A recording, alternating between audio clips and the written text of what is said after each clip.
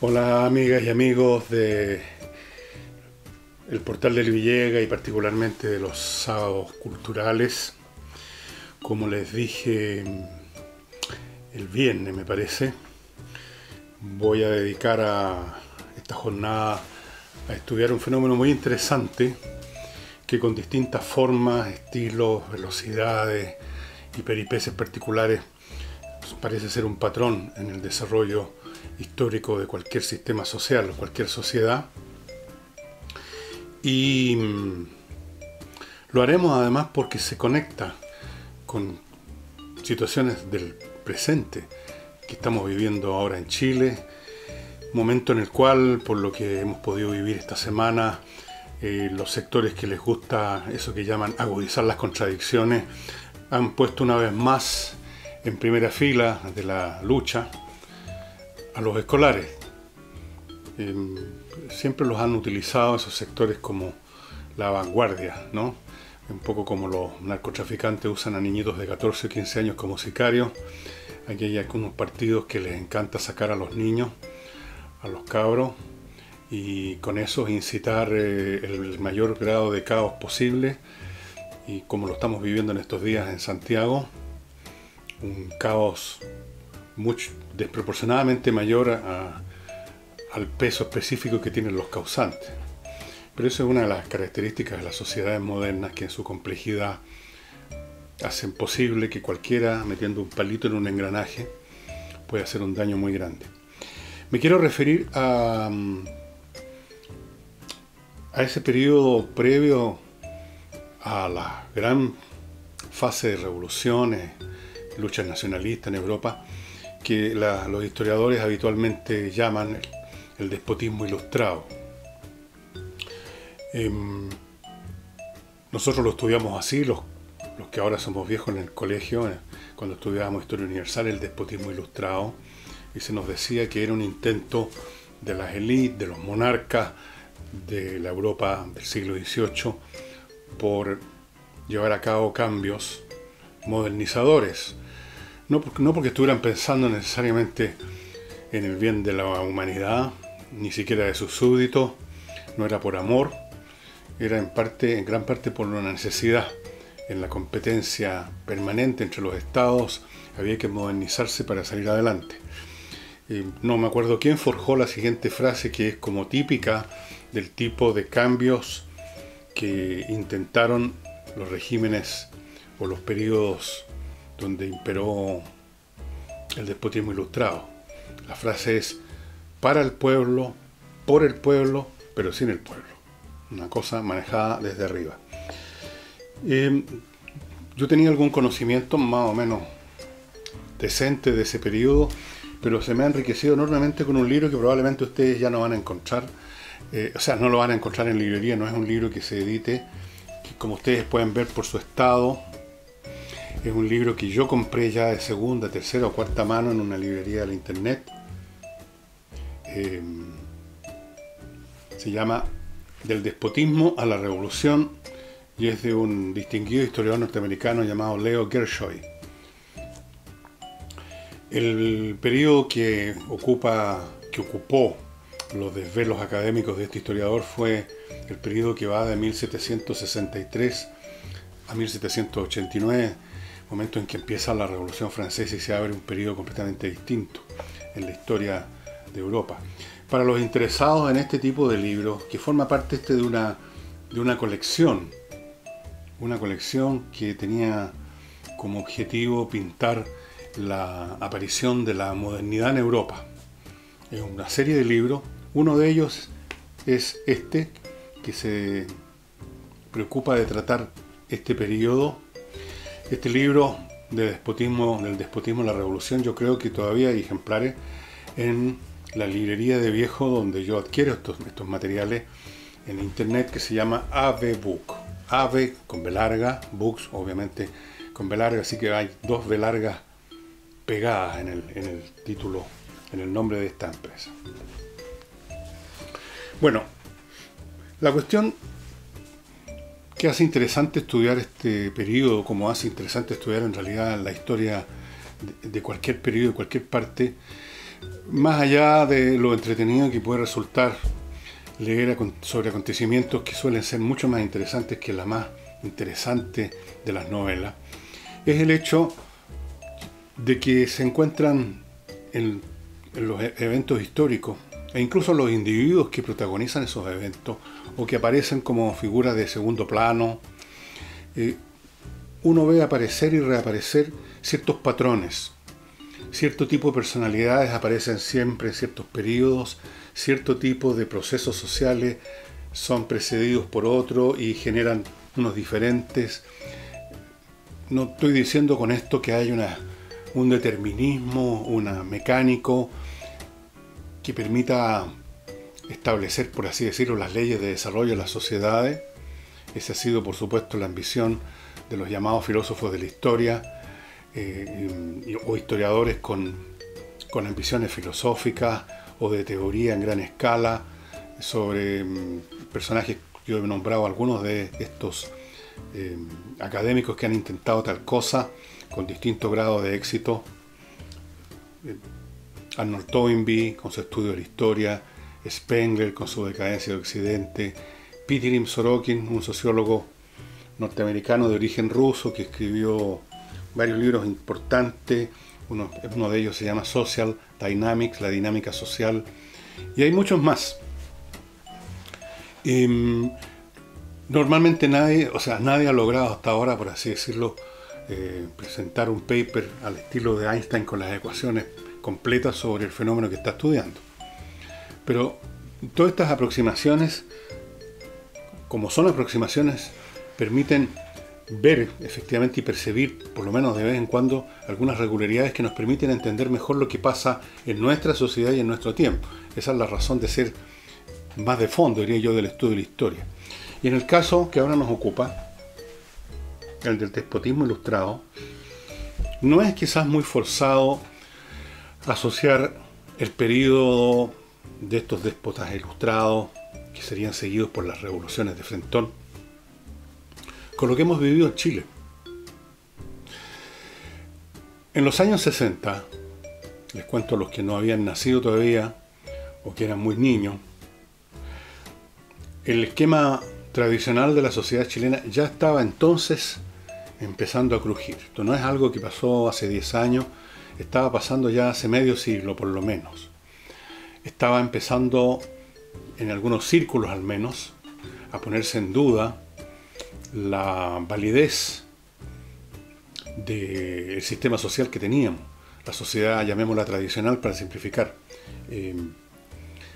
una capa aristocrática o si ustedes quieren privilegiada, conformada por los propietarios del campo, de la tierra, los grandes latifundistas o más o menos grandes latifundistas, los industrialistas que se habían desarrollado a lo largo de los años 40-50 con la política de sustitución de importaciones, la política tradicional que se hacía en esos años 40-50 después del periodo radical, los valores familiares, el rol de la iglesia.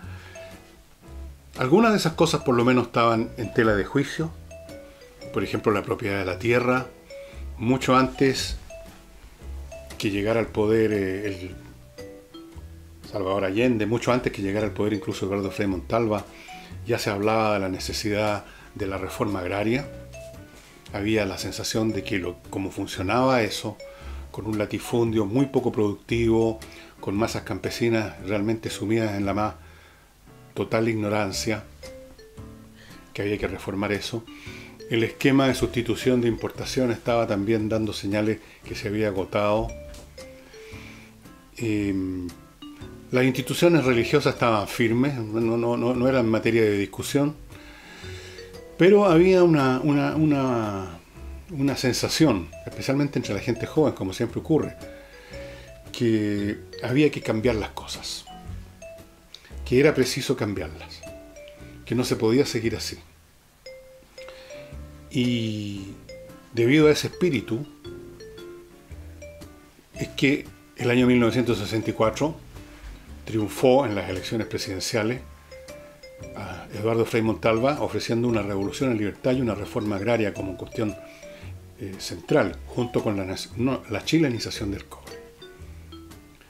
Por cierto, también el triunfo de Eduardo Frei Montalva se debió a que su opositor principal era Salvador Allende, a quien la derecha temía mucho más que Eduardo Frei, y por lo tanto, cuando llegó el momento de los quiubos, abandonaron a su candidato propio, que era Julio Durán, y apoyaron a Eduardo Frei, que ganó por zapatería, 1,5 millones de votos, un poco más, contra 1 millón, un poco menos de Salvador Allende.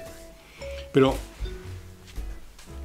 la sola aparición de Eduardo Frei, de un movimiento distinto a la izquierda, que tradicionalmente quería cambiarlo todo, por supuesto, ya existía hacía rato el Partido Comunista, el Partido Socialista, y ya habían habido incluso dos candidaturas de Salvador Allende que habían fracasado, el 52 y el 58. Eso no era ninguna novedad, no era señal de nada nuevo. Era simplemente el caudal electoral, político, ideológico, más o menos de siempre, de la izquierda en Chile, pretendiendo hacer una revolución socialista. La novedad es que haya aparecido entonces este otro proceso, encabezado por Eduardo Frei Montalva, por la democracia cristiana, que conquistó a muchos sectores de las clases medias, a muchos jóvenes, y esto emerge como resultado de que el antiguo régimen, llamémoslo así, estaba dando señales de agotamiento bastante severos, sobre todo en algunas partes. Lo mismo pasó mucho antes en Europa, el siglo XVIII, cuando recién, fíjense ustedes, los regímenes monárquicos llamados absolutos se estaban convirtiendo en absolutos, porque es un fenómeno más tardío de lo que uno cree, y el sistema monárquico, empezó a dar señales también de dificultades, pérdidas de legitimidad. Empezó a ponerse en duda esto del derecho divino. Empezaron a aparecer, especialmente en Francia, los llamados enciclopedistas, intelectuales, que criticaron con mayor o menor fuerza los elementos centrales que daban legitimidad al régimen. Esas ideas, como pasó en Chile en los años 60 con las ideas de cambio, de la revolución en libertad, o las ideas más extremas, más hacia la izquierda de los partidos socialistas y comunistas, las ideas se comenzaron a esparcir. Las ideas tienen esa capacidad de poder invisiblemente avanzar y conquistar muchas mentes y corazones sin que eso se manifieste en conductas manifiestas, en conductas abiertas. Pensemos que en el siglo XVIII hacía rato ya que existía la imprenta, existía toda una industria editorial, había un poco más de alfabetización, entonces la idea circulaba mucho más rápido, con mucho más fuerza de lo que había ocurrido en Europa en los siglos anteriores. Había entonces una sensación de que el régimen monárquico era digno de ser revisado. Los regímenes mismos, como muy bien lo explica Leo Gershoy,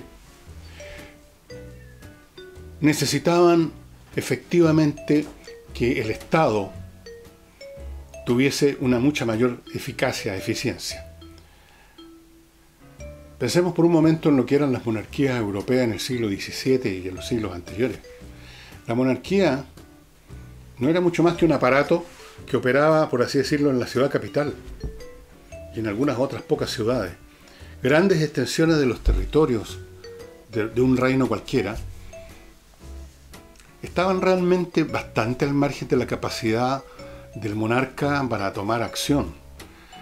Había un bandidismo extremo, no habían métodos o medios policiales suficientes, no habían comunicaciones suficientes, la administración era sumamente pobre, por falta de medios de comunicación adecuados, por falta de un personal adecuado, por falta de rutinas administrativas consolidadas. Entonces, los monarcas mismos y sus círculos íntimos comprendieron que tenían que modernizarse y especialmente modernizarse para tener un aparato militar más eficiente, porque en Europa, en el siglo XVIII, vivimos la era de la gran competencia de las monarquías principales, naturalmente. Inglaterra, Francia, Rusia. Italia no existía como monarquía, Alemania no existía, hay un montón de reinos, principados, ciudades independientes completamente sin poder, salvo Prusia. Prusia había emergido como un reino que se formó, como se formaron prácticamente todos los reinos europeos, por agregación de pedazos a partir de un núcleo dinástico. Necesitaban una administración más eficiente, necesitaban un ejército más eficiente porque había la gran competencia por quién era el que mandaba. Y en el caso de Inglaterra y Francia, la competencia era nada menos, una cosa muy moderna, por el dominio del comercio internacional, porque el mundo ya estaba bastante globalizado. Ingleses y franceses tenían intereses en las Américas y en la India, y un poquito en África, pero no tanto. En la India y en América. ¿Quién iba a controlar el comercio? Entonces, los monarcas se sintieron presionados por todas las razones que les he dado, y otras más probablemente, a llevar a cabo reformas. Y aquí es, entonces, esta necesidad de hacer reformas nos lleva a estudiar el segundo punto. ¿Qué pasa en estos casos? ¿Qué le pasó a Eduardo Frei Montalva en Chile? ¿Y qué le pasó a estos monarcas europeos en el siglo XVIII? Que intentaron hacer reformas más o menos desde arriba. En el caso de Eduardo Frei eso se nota menos, porque detrás de él había un partido político, había una masa electoral importante, había un movimiento juvenil, la patria joven que llamaban. No era meramente una cuestión de élite, no. Por supuesto, la política del siglo XX era muy distinta a la del siglo XVIII. Pero era de todos modos un intento nacido de los cerebros pensantes, de lo que los marxistas llamarían la pequeña y mediana burguesía, de entrar en modernizaciones y en poner remedio a una serie de males, pero sin echar abajo la estantería. Y por eso cuando la democracia cristiana decía, nosotros ofrecemos la revolución en libertad, en el fondo lo que estaban diciendo, nosotros ofrecemos la libertad para no hacer una revolución, más bien. Y para eso necesitamos hacer algunos cambios. ¿Qué le pasó a estos monarcas europeos? ¿Qué le pasó a Eduardo Frei? ¿Qué le pasó a Kerensky en Rusia? ¿Qué le pasó al rey Federico el Grande en Prusia? ¿Qué le pasó al emperador José en Austria? Lo vamos a ver en unos momentos más, luego que les recuerde a mis auspiciadores el día sábado. Uno de ellos, ya saben, es Eudora Club, que es un club formado por dos enólogas chilenas de gran prestigio, que ofrece lo siguiente. Crearon el Club Explora. Usted se hace miembro del Club Explora con una UF mensual, y a partir de ese momento usted todos los meses recibe 2 bolsitas, saquetes como este, con 2 botellas de vino distintos. Este es un blanco de colección. A ver, este no lo había visto mucho. Este es del año 2018, Marsan Roussan Sauvignon Gris, o sea, una assemblage. Y tiene un tremendo puntaje aquí por lo que veo en un certamen internacional de vinos. Bueno, esa es la cosa. Usted recibe 2 botellas de un vino distinto, pero siempre de gran calidad. 2 botellas al mes que le permiten a usted darse el gusto de probar algo nuevo con la seguridad de que va a ser algo nuevo de calidad y no un 3 tiritones. Hay también una posibilidad, si usted lo desea, de adquirir una gift card. Usted puede adquirir la membresía al club por el tiempo que estime conveniente como regalo. Que le puede regalar la membresía por un mes. Al regalado le van a llegar 2 botellas. O 2 meses le van a llegar 4. Usted verá. Una OF y usted es miembro de este club que es exclusivo, pero al mismo tiempo es inclusivo porque El costo yo creo que es perfectamente accesible para recibir 2 estupendas botellas de vino. Y cómo voy a dejar de contarles del ajedrez, de esta caja creada por Pablo Tolosa. En realidad no es solamente la caja la creada por Pablo Tolosa. Está el espacioajedrez.com, donde usted encuentra montones de servicios, productos relacionados con el ajedrez. Cursos, análisis de partidas, conversaciones con maestros, entrevistas, aperturas, cómo jugar las aperturas, cómo jugar el medio juego. Todo eso viene con esta caja, porque adentro, aparte del tablero, aparte de las piezas que ustedes están viendo, y aparte de este libro para que los niños aprendan a jugar ajedrez, todo esto incluido, aparte de todo eso, viene una licencia para que la persona que recibe este regalo pueda entrar a espacioajedrez.com y hacer uso de todos los beneficios. Si usted va a entrar ahora para hacer esta compra, va a poder solamente básicamente hacer la compra, pero con el código aparecen todas las demás cosas. Este es un regalo ideal, como lo he explicado desde hace tiempo, para niños y niñas a los que usted desea disciplinar y convertir en personas que usen su cerebro ordenadamente, disciplinadamente. Si no, no sirve para nada. Así que ya saben, el ajedrez no puede ser más importante para el desarrollo mental de los niños. Espacioajedrez.com es el lugar al que tienen que ir para comprar esta caja, para recibir estos servicios. Además, va a recibir 2 licencias adicionales por mail para que usted, haga con ellas lo que quiera. Hacer el regalo a la caja que va con su licencia, se queda con 2, una la usa para usted, la otra la puede regalar, lo que usted desee. Y continúo. ¿Qué pasó con estos monarcas europeos? ¿Qué pasó con Eduardo Frei Montalva? Bien, pasó que básicamente fracasaron. No digo que no hayan logrado algunas cosas, sin duda, pero en lo esencial, estos procesos de reforma desde arriba no logran su cometido. Y aquí, en este libro estupendo de León Gershoy, está analizado todo eso, con detalle, qué pasó en Prusia. Y eso que Prusia estaba en ese periodo bajo el mando de un hombre bastante genial, que es Federico el Grande.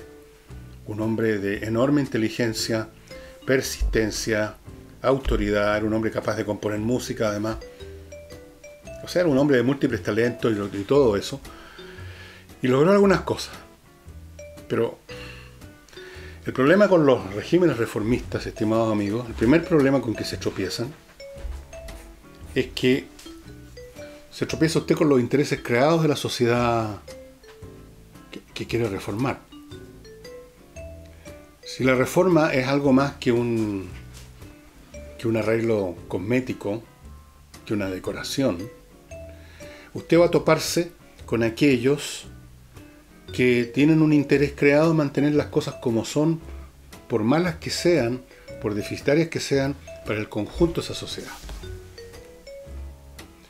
Y en el caso de los monarcas, cuya base de apoyo social era la nobleza,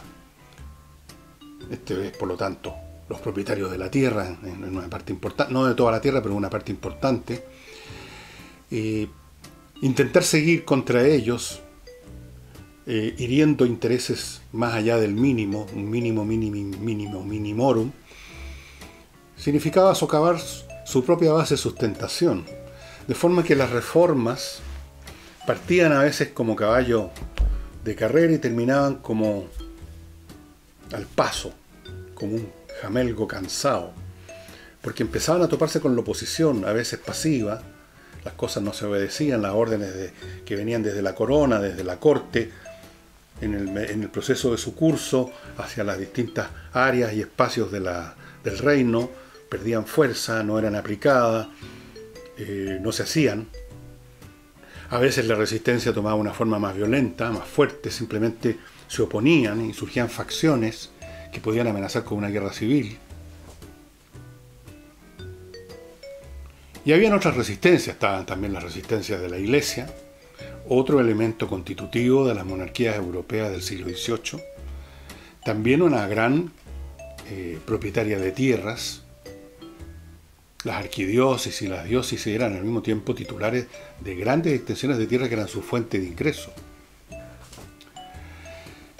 Entonces, en el caso, por ejemplo, del emperador José en Austria,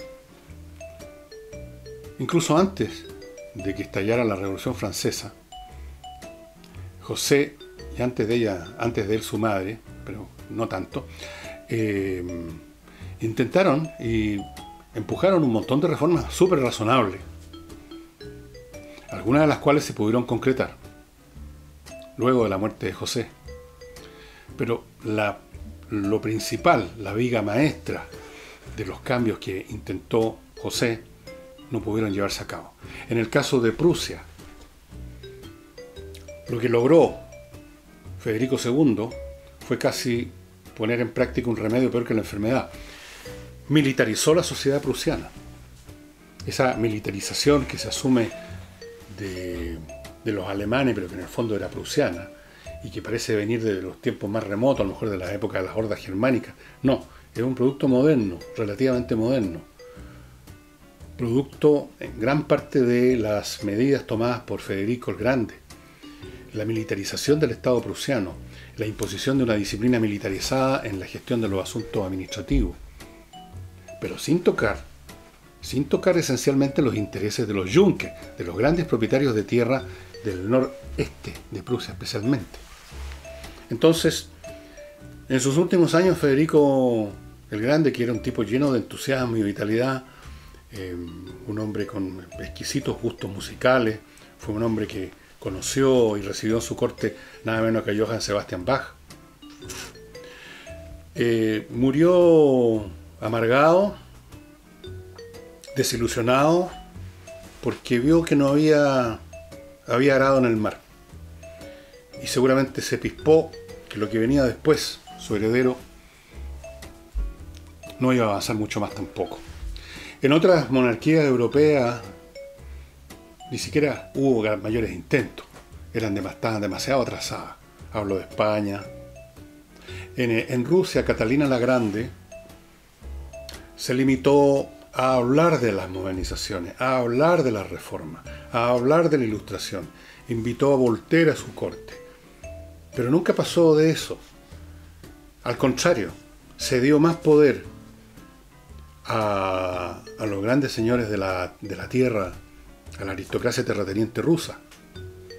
Incluso algunas medidas que se habían tomado anteriormente las deshizo. Y nunca estuvieron más sujetos a su amo y a la tierra los siervos rusos que después de Catalina la Grande. En la cual entonces la modernización, la reforma desde arriba se limitó a ser una reforma conversacional. Se reformaron las costumbres de la corte. Aparecieron algunos filósofos, pero eso fue todo. Uno de los resultados de estas reformas intentadas desde arriba, con el mejor espíritu y buena voluntad, y que suelen fracasar en lo principal, es que además de no lograrse realmente, lo que hacen es acelerar el proceso de resquebrajamiento del antiguo régimen.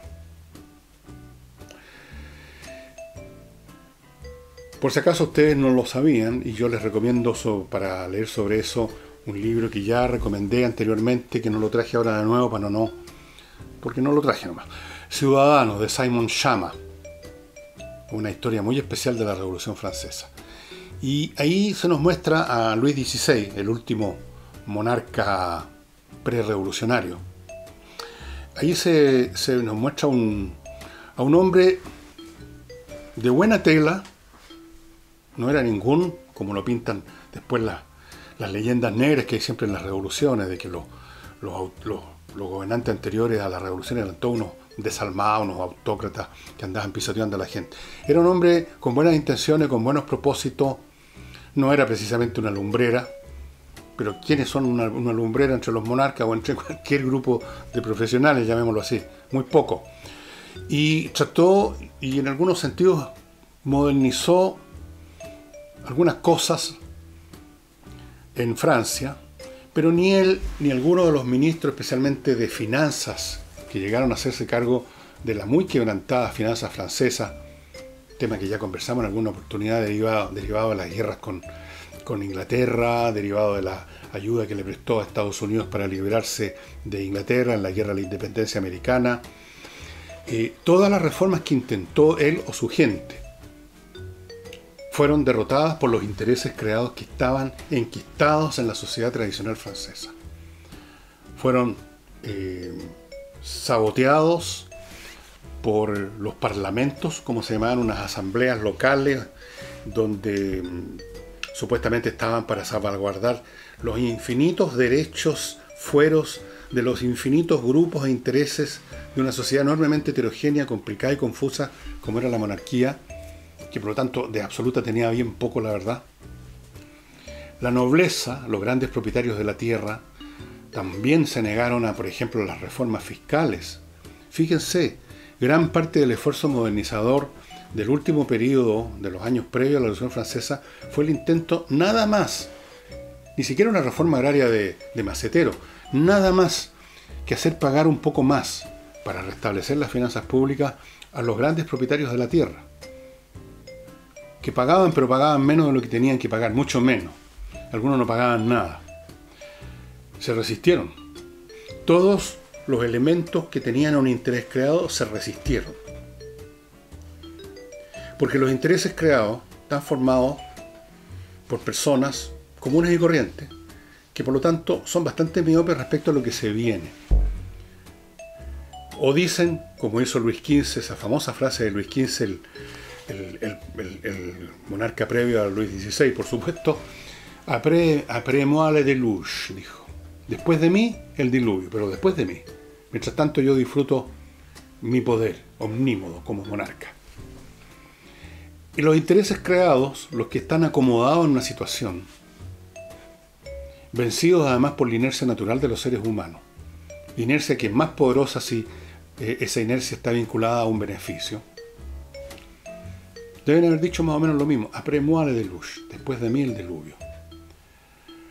O se limitaron, como lo hicieron tantos nobles, esos mismos nobles que se negaban a la reforma, se limitaban a ir a los salones literarios a discutir sobre la reforma, a hablar de modernidad, a acodearse con los filósofos, con los Voltaire, con los d'Alembert, con los Diderot, con todas esas estrellas del firmamento intelectual francés. E ir a la ópera y aplaudir una ópera bastante revolucionaria para su época, que creo que fue Las bodas de Fígaro, una ópera de Mozart, donde en un momento el personaje central, refiriéndose a los nobles, dice no han hecho otra cosa en su vida que molestarse en nacer. Y esos nobles que se oponían y se iban a oponer a toda reforma y que estaban al borde del abismo, se reían y aplaudían el ingenio de esa frase. Pero se limitaron a eso. Políticamente, socialmente, no hicieron nada y por lo tanto hicieron posible que las tensiones siguieran creciendo. Si Francia hubiera hecho esas reformas fiscales, el rey no habría llamado entonces a los estados generales y no habría creado él mismo la coyuntura, no habría apretado el gatillo, no habría prendido el fósforo que hizo explotar el polvorín que se había estado juntando todo ese tiempo. Así que el resultado, a menudo, de estas reformas es acelerar el quebranto, porque fracasan, pero al intentar tener éxito desatan más ansias de reforma, y desatan ansias de reforma que van más allá de las reformas que pretende ese monarca o ese presidente en el caso de Chile. Porque en Chile, para volver a Chile ahora, las reformas que llevó a cabo Eduardo Frei Montalva no llevaron a la sociedad chilena a un estado más calmo, más tranquilo y más controlado del hervor que ya se venía acumulando, sino que al contrario. Por ejemplo, la reforma agraria de Eduardo Frei Montalva lo único que hizo fue despertar apetitos para una reforma más profunda. La chilenización del cobre, que era comprar una parte del paquete accionario de las empresas norteamericanas del cobre, despertó el apetito de nacionalizar el cobre y así sucesivamente. las ansias de reforma que aparentemente de los jóvenes que aparentemente iban a ser calmadas con las reformas o los intentos de reforma de Eduardo Frei simplemente aumentaron, se pusieron al rojo vivo. Yo lo vi, porque en los años 60 yo era un chico, un joven, digamos, ya estaba en la universidad, tenía amigos, algunos amigos, y yo vi en uno de ellos, un amigo muy cercano a mí en ese año, que había sido demócrata y cristiano toda su vida, que había apoyado la campaña de Eduardo Frei Montalva.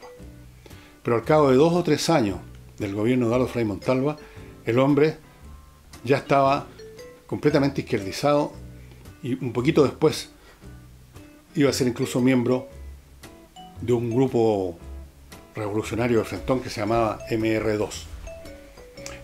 Y muchos jóvenes hicieron esa transición. No sé si llegaron al MR2, al MIR, o no llegaron, más que al Partido Comunista, al Partido Socialista, pero hubo un trasvasije muy grande. Entonces Eduardo Frei Montalva, con sus reformas o con sus intentos de reforma, con su lenguaje reformista, no calmó nada ni controló la situación, sino que simplemente aceleró el proceso que llevaría a la elección de Salvador Allende, que ya de frentón habló de una reforma agraria profunda, a fondo.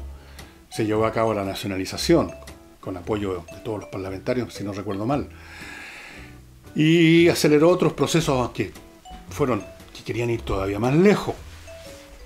Y comenzaron las situaciones de quiebre del orden institucional, poco a poco, luego aceleradamente, de desastre económico que llevaron al golpe militar. Entonces, el resultado de estos periodos reformistas, que responden a crujideras iniciales, a trizaduras, y que tendrían como propósito ideal el reparar esas fracturas, pasar una mano a pintura y volver otra vez a la situación de tranquilidad y normalidad de siempre, pasa exactamente lo contrario. El reformista que venía a reparar la trizadura trae consigo a la cola al tipo con la picota, o, para decirlo en el lenguaje del señor Quintana, la retroexcavadora. Así que el periodo de los despotismos ilustrados es súper interesante, porque a la luz de lo que nos cuenta este señor, voy a mostrarles el libro de nuevo, aunque no creo que se note mucho ni la imagen, ni el título, ni nada. Así me llegó el libro, ¿eh? Yo lo trato un poco mejor. Esta imagen que yo mismo tenía de los despotismos ilustrados, como sí, claro, son los monarcas tratando de hacer algunos cambios, etc. Pero con este libro uno profundiza en el hecho de que todo ese proceso no fue simplemente resultado de que a algunos reyes les gustó lo que leían en Voltaire o en los enciclopedistas y un día se despertaron con la idea de hacer cambios en su monarquía. No, esto respondía a fuerzas que venían de atrás, muy poderosas, que llevarían primero a la Revolución Francesa, después llevarían a los movimientos nacionalistas que presionaron también a las monarquías en un proceso que duró, bueno, prácticamente todo el siglo XIX. En algunos casos no derribó las monarquías, generó imperio. El imperio austrohúngaro, por ejemplo, solo se derrumbó al final de la Primera Guerra Mundial. El imperio alemán se derrumbó con la derrota en la Primera Guerra Mundial. Pero en la historia los procesos no son como tirar una línea con una regla. Hay retrocesos, hay pausas, como la que estábamos viviendo en Chile, o creímos que íbamos a vivir en Chile, no solo con Eduardo Frei en ese momento, sino que lo que muchos creyeron que se iba a vivir con la elección de Sebastián Piñera en esta segunda oportunidad, que ya se acababan las transformaciones profundas de la nueva mayoría. No se acabaron. Ustedes ven que el tema de la revolución, como lo he dicho varias veces, no es un tema necesariamente de quiebres, cambios y hechos notorios que ocurran todos los días de forma continua y acumulativa. Hay pausas y suspensos. Lo que es acumulativo son los cambios mentales, son las nuevas generaciones que llegan y absorben lo que les están contando sus gurúes y que van haciendo renacer sin que nadie lo vea muchas veces, sin que esto se manifieste, más que súbitamente en explosiones como la que estamos viendo ahora en Santiago, de que hay una gran cantidad de gente que ha hecho resurgir una vez más la mitología marxista y todo lo que lo acompaña,